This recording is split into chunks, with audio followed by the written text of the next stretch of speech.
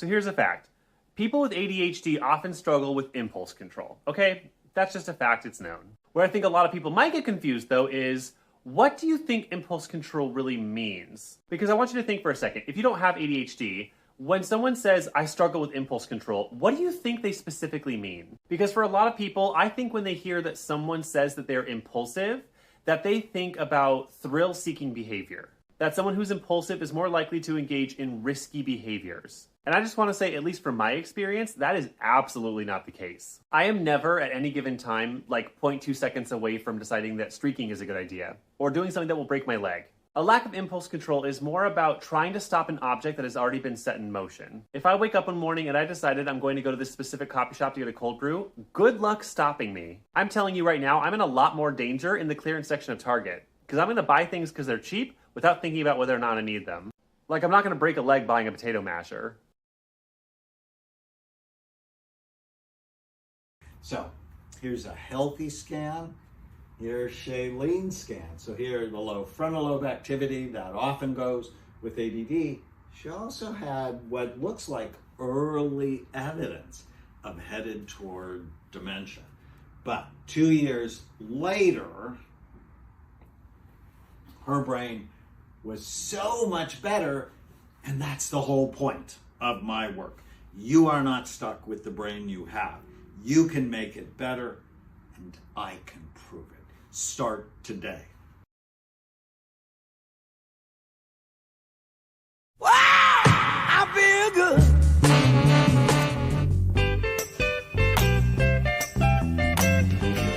We are family.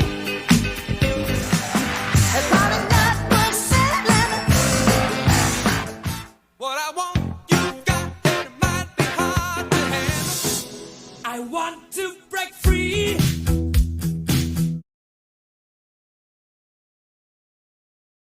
Wow, you don't seem autistic to me. That's because I'm really hot. You're not supposed to say that. Oh, did I say something socially inappropriate?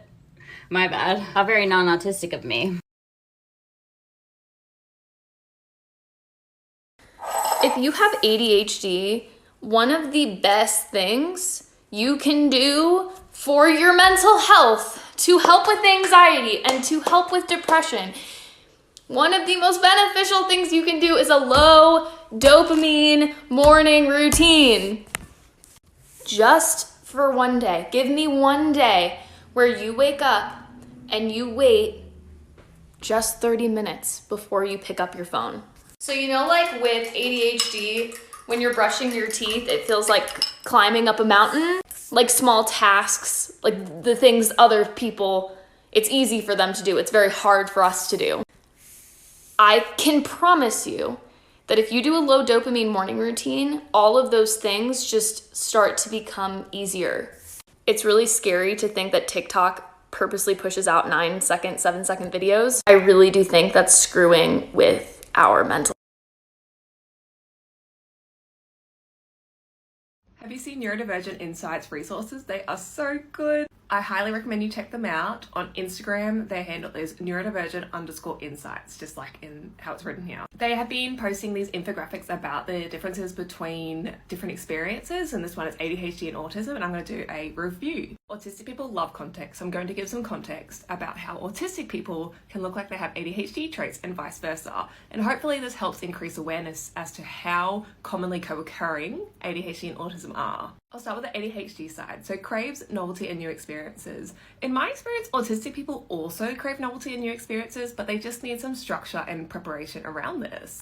Autistic people also have difficulties regulating attention, particularly if they're not focused on what they're interested in. This is consistent with the monotropic theory of autism. Autistic people also would struggle with reading social cues if they're not focusing on the social cues. Actually, some would argue that these are the reasons why autistic people have difficulties with social cues, and due to their attention focus on something else throughout their whole development, that's why they haven't picked up on some social cues. Autistic people can be hyperactive and impulsive, particularly when they are in their interest energy or happy stimming. And inhibition difficulties, well, inhibition is an executive function, and autistic people can have inhibition difficulties in the form of perseveration. Repetitive behaviors are technically a form of inhibition difficulties. You're not inhibiting behaviors that should be inhibited. For example, skin picking, which is very common in autism. Inhibition basically just means stopping anything.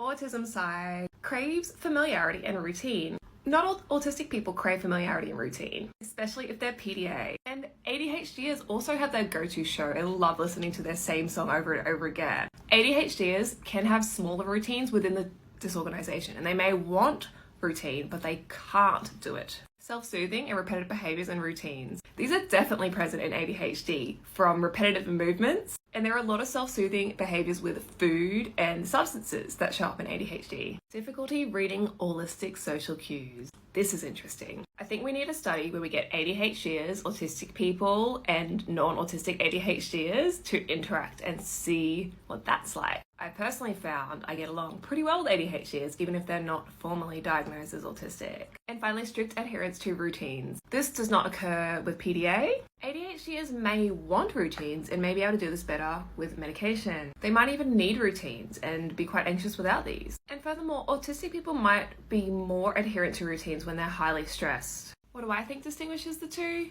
I think we're getting closer and closer to these being a circle or maybe even a spectrum between one and the other. For ADHDers, I do tend to see more of the hyperactivity or drive side of things, whereas autistic people without ADHD can maybe be more on the sluggish side of the spectrum. I think most autistic people will have difficulties with executive functioning when they're not in their interest areas. It's the intensity of their interest that distinguishes them.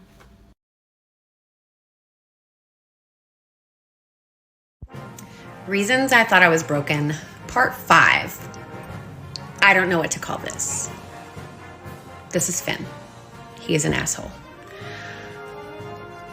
Again, I don't know what to call this, but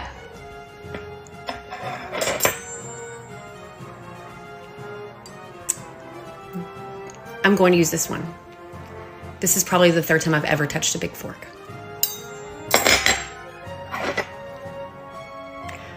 I'm going to use this one. I only use the small utensils. And apparently I'm not the only one. But my mother made it a point, after all the etiquette classes I had to take here in the South as a Southern belle, white gloves and everything, she still pointed out, Megan, why are you always eating with a salad fork? Because it fits. My brain says the other one doesn't work. No, it's too big. I don't know. So, who else? Hey, pay attention. If you're seeing this video, there's a reason. Slow down. You can scroll later. The videos aren't going anywhere. You need some tough love, some words of encouragement, wisdom, inspiration, power. I say this with compassion. I've been in your shoes. I know what you're going through, how hard it is. I know how heavy the weight is. The past doesn't define you. Say it with me. The past doesn't define me. Look me in my eyes. You will make it. You will make it. You're safe. You're okay. You're looking at a guy that has been through things I can't even explain on this app. Things that if I told you, I'm not even sure you would believe. By the age of 5, I knew every police officer in my county. They were over every night. Abuse, violence, alcohol. Middle school, high school, elementary school, I was bullied nonstop. I never fit in. I was never understood. I was beat up and I beat people up. I was involved in crime, drugs. I mean, you name it. Every relationship I've been in, I was burned. I was abandoned. They left me for my best friend at the time, or the guy they told me never to worry about. I could go on and on. My high school principal told me to drop out because they would be better off. Guess what? I graduated. Look at me now, talking in front of a camera for potentially millions to see, or maybe just one. The fear, don't give into it. I believe in you. Email me if you want to talk. You will make it. Say it with me. I will make it.